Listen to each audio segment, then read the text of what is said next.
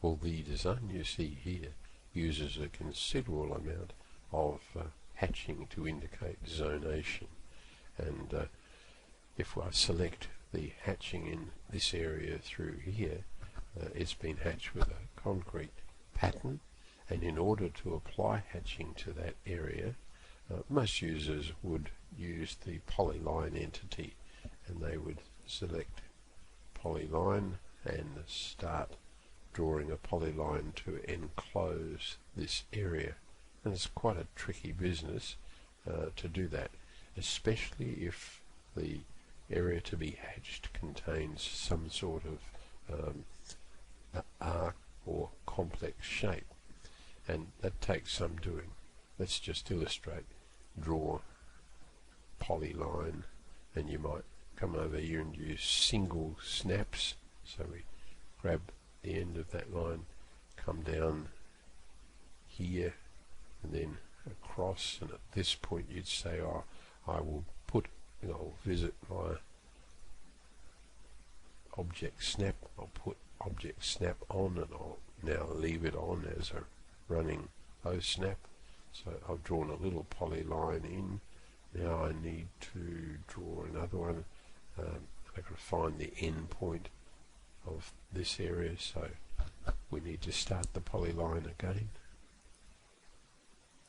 and now we can pick up that end point there, and we need to pick up this end point and come across here to that end point down, and you can see I'm working my way through.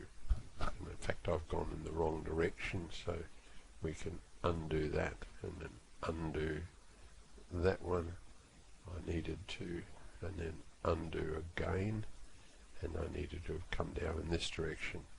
And I hope I've demonstrated that drawing a closed space ready for some hatching can be a little tricky. You might like to try using the boundary command. Let's come over here, and here's a polygon that I've drawn with the boundary command, and notice when I select it that it is already closed. Where the boundary mark, and when it's closed, it's very easy to hatch, and I've hatched that one here, and hatching's associative, so I can move like so, move the vertices of the polyline, and the hatching comes with me. If you draw a shape like that with a polyline, there are times, as in this instance here, where you draw a polyline and forget to close it. This one's not closed, and it's impossible to hatch that particular shape. Let's illustrate by coming in here and drawing or creating a complex shape. And I'm going to use the boundary command. Now I'll come back over here like a magician. We'll say, take this off. There are no running snaps. So now let's pick draw and boundary, and I can start work. I start up here, and you see that gCADPlus, when you're using the boundary command, automatically finds appropriate points. So you can see I can start here. If I move towards the end, I can get the end of that line, but let's start the boundary here, here, here, and here, and there. I'm at that point now. I need to right click and go into the arc mode. I'm prompted for a point on the arc, and then another one, right click, go back into the polyline. Well, the key issue at this point, I'm wanting to close the boundary, and if I come like so and try and pick intersection, the boundary won't close. You need to come across here. Can you see I'm now picking up the end of the polyline, because the boundary command draws its own polyline. So if I pick here, I'm getting an intersection, I'm looking at the underlying geometry. I really need an end point, and click like so. So here's a boundary, and it's been formed. It's very easy to hatch it. Well, I've changed the drawing color to green, and let's issue the hatch command. and we'll pick an entity this time. The boundary is an entity. We'll hit enter and hatch. So there's our hatching in.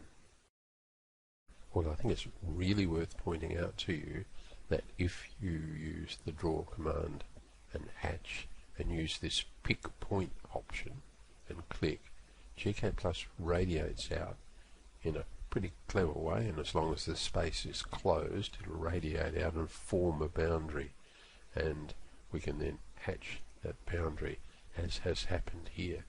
But I would point out that if we pick,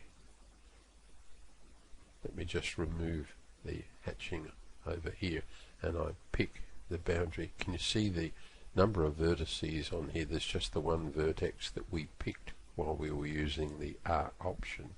But if we come over here, see if I can pick, there's the boundary. So our command, which we've added relatively recently for a pick point, generates a boundary that is slightly different in form to the boundary that's formed with the boundary command. Sorry for the confused English there. So I hope that reviews the boundary command. It's very useful, but you sort of need to practice it just a bit. The trickiest point, I think, was the demonstration that in order to close it, you've got to guide your cursor so it picks up the end of that polyline. If you operate anywhere in this area here, the boundary command will jump to the intersection or the end point, and you won't be able to close the boundary. So I hope that helps.